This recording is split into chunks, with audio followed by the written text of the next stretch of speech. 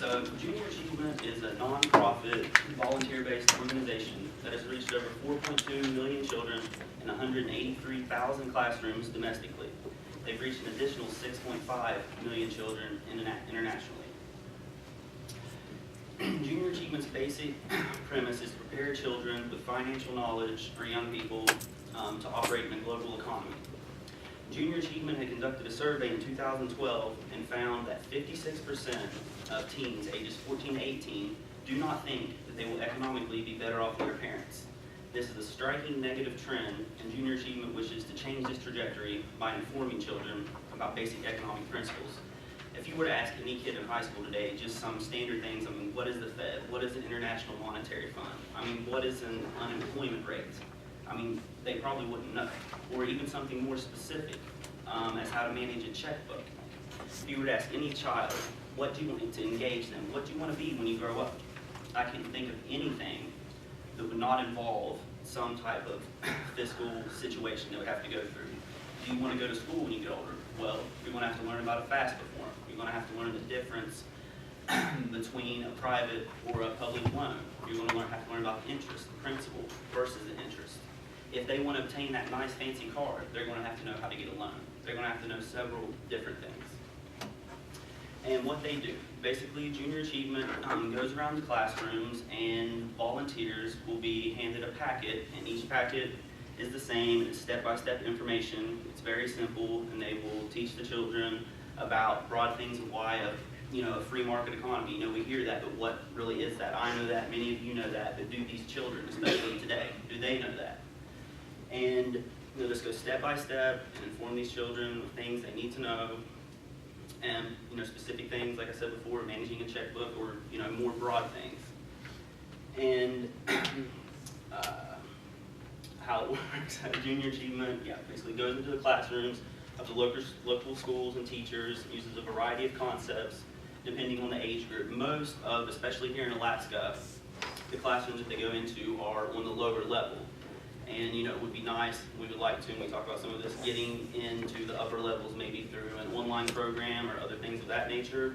And the rest of my friends here will be telling you about more of the intricacies of the actual process.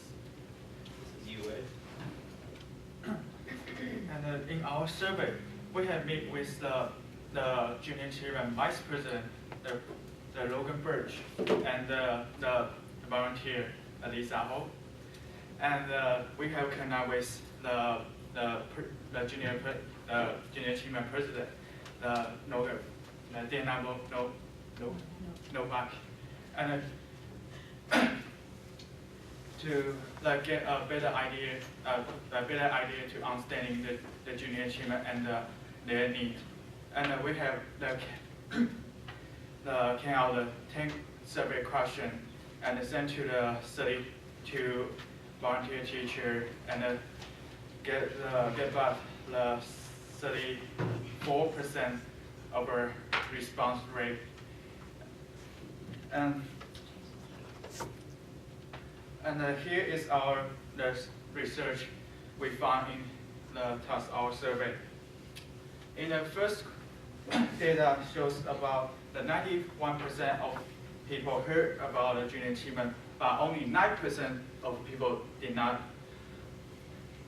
And the second data shows about over the 50% of people,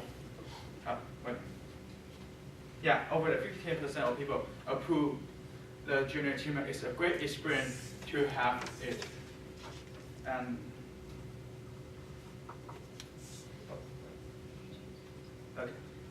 the study that shows about the 56 people have always using the Junior Achievement program, but only the 18 people only use one time or never use it. And both data shows about the 54% of people thinks that the schedule conflict is the problem for them to join, to have the volunteer in the Junior Achievement. And the 31% of people thinks that the program is not enough time.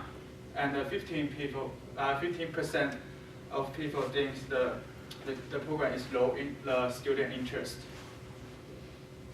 And lastly, it is about the 9% of people would like to have an online program in the junior achievement, and the 45% of and the 45% of people feel no comfort, and 18% of people did not like to have an online program in the junior achievement.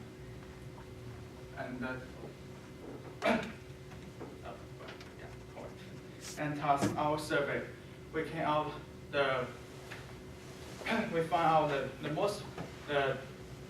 the teachers feel the junior achievement is a great experience to have, but the main problem for them to have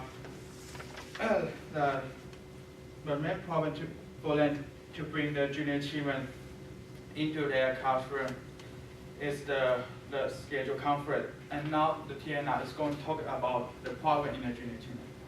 Thank you.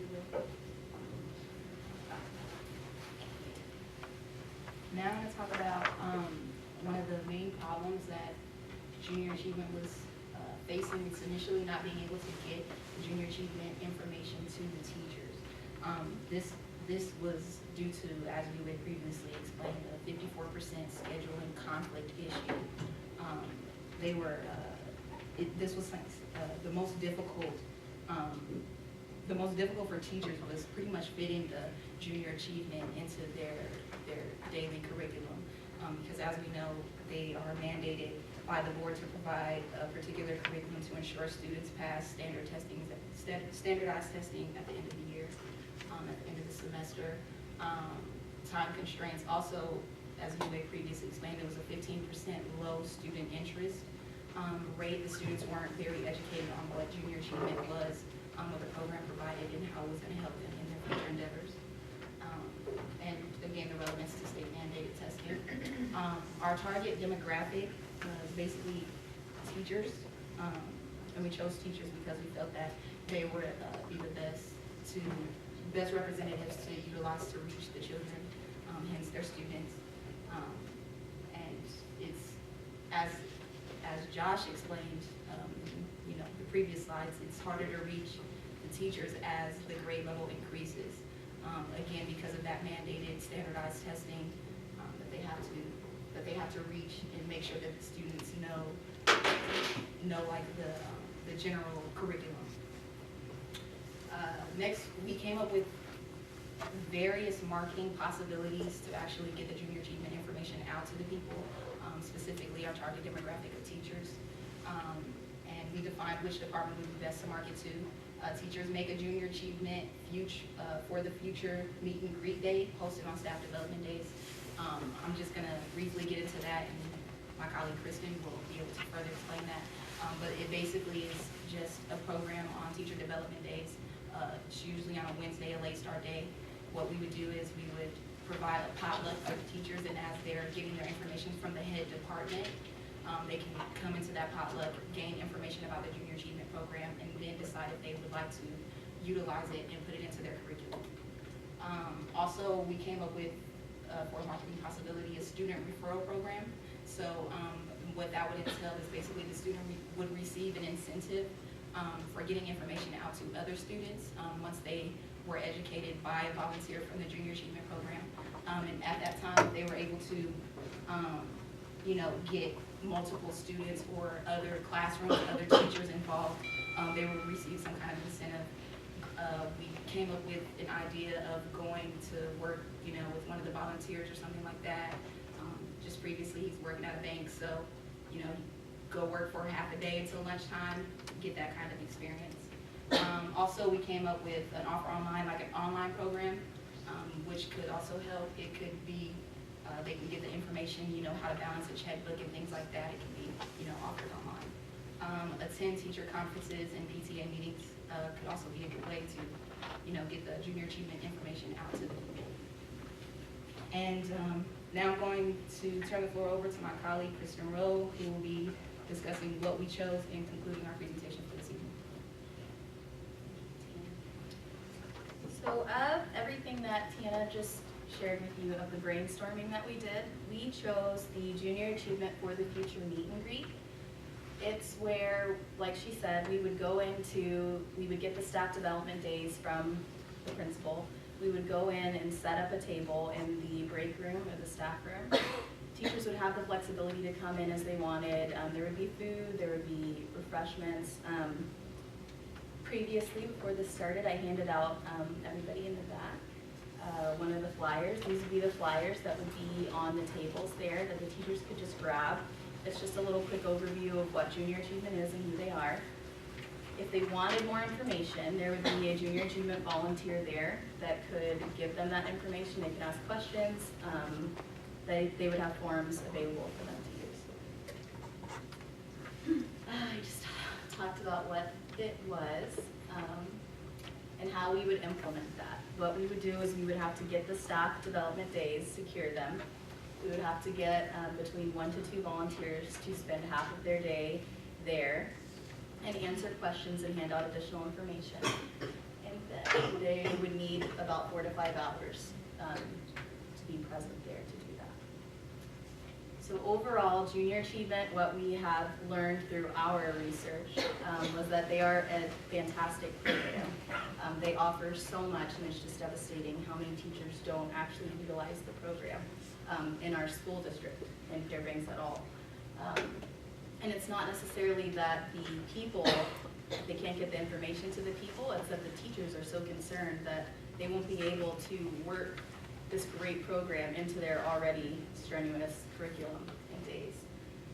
So the Junior Achievement meet and greet for the future, that was the best way that we could address the teachers' needs, and that's why we chose that, so that it would take up less of their time. They wouldn't have to think about it. They could just come and go as they pleased and get more information as they pleased. There are 3 ways to get involved with Junior Achievement if you ever wanted to. You could be a donor, you could be a volunteer, or you could bring it into your classroom.